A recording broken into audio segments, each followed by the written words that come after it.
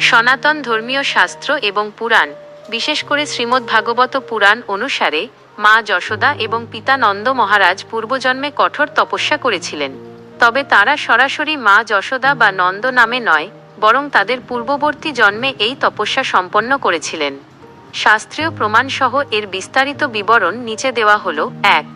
পূর্বজন্মের পরিচয় ও তপস্যার সময়কাল। শ্রীমদ্ভাগবত মহাপুরাণের দশম স্কন্ধের অষ্টম ও একাদশ অধ্যায়ের বর্ণনা অনুযায়ী নন্দ মহারাজ পূর্বজন্মে ছিলেন দ্রোণ নামক একজন পরম বৈষ্ণব বসু এবং মা যশোদা ছিলেন তার পত্নী ধরা। ভগবান ব্রহ্মার আদেশে তারা যখন সৃষ্টিকার্যে সহায়তা করছিলেন, তখন তারা পরমেশ্বর ভগবান শ্রীহরির কৃপা লাভ করার জন্য কঠোর তপস্যা শুরু করেন। শাস্ত্রীয় বর্ণনা অনুযায়ী তারা হাজার হাজার বছর দেবতাদের গণনায় দীর্ঘ সময় অত্যন্ত কঠিন ব্রত ও তপস্যা করেছিলেন। ২. শাস্ত্রীয় প্রমাণ। শ্রীমদ্ভাগবত পুরাণ। শ্রীমদ্ভাগবতের দশম স্কন্ধের অষ্টম অধ্যায়ের ৪৬ নম্বর শ্লোকে রাজা পরীক্ষিত সুখদেব গোস্বামীকে প্রশ্ন করেছিলেন, নেন্দহ কিমকরদ ব্রহ্মণ শ্রেয় এবং মহোদয়ম যশোদা চ মহাভাগা পপৌ যোঃসাহা স্তনং হরিশ।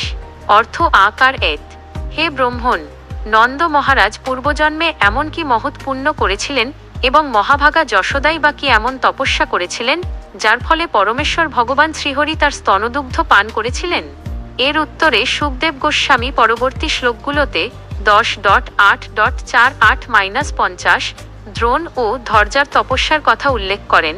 দ্রোণ বসুনাং প্রবর ধরায়া সহ ভার্জয়া করিষ্যমান আদেশাদ ব্রহ্মণস্তং ব্যাধাধ্বরি জাতয়োর্নৌ মহাদেবে ভুবিশ্বরে পরা ভক্তি জয়াঞ্জসা তরিষ্যাম দুর্গং ব্যাসনমর্ণবম সরলার্থ। ব্রহ্মার আদেশে বসুপ্রধান দ্রোণ তার পত্নী ধরার সঙ্গে যখন তপস্যা করছিলেন, তখন তারা ভগবান শ্রীহরির কাছে প্রার্থনা করেছিলেন, হে দেব, আমরা যখন পৃথিবীতে জন্ম নেব তখন যেন আপনার প্রতি আমাদের পরম ভক্তি জাগ্রত হয়, যে ভক্তির মাধ্যমে আমরা অনায়াসেই এই দুর্গম সংসার সমুদ্র পার হতে পারি। ভগবান তাদের এই তপস্যায় সন্তুষ্ট হয়ে বর দিয়েছিলেন, তথাস্তু, তাই হবে। সেই বরের ফলেই দাপর যুগে দ্রোণ হলেন ব্রজরাজ নন্দ এবং ধরা হলেন মাতা যশোদা, আর ভগবান স্বয়ং তাদের পুত্র হয়ে ব্রজে লীলা করেছিলেন। ৩. কত জন্ম তপস্যা করেছিলেন?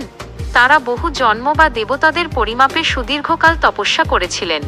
বিশেষ করে সত্যযুগের শেষের দিকে এবং ত্রেতা যুগ ধরে তাদের এই আত্মিক প্রস্তুতি চলেছিল, যার পূর্ণতা প্রকাশ পায় দাপর যুগে ভগবান শ্রীকৃষ্ণের অবতরণের মাধ্যমে। পদ্মপুরাণ এবং হরিবংশ পুরাণেও উল্লেখ আছে যে ভগবানের বাৎসল্য রস আস্বাদন করার জন্য এই দম্পতি যে তীব্র ব্যাকুলতা ও তপস্যা দেখিয়েছিলেন তা জগতের ইতিহাসে অতুলনীয়। সেই সুদীর্ঘ তপস্যার ফলস্বরূপই ভগবান শ্রীকৃষ্ণ মা যশোদার ঘরে বাঁধা পড়েছিলেন এবং তাকে মা বলে ডাকার সৌভাগ্য দান করেছিলেন।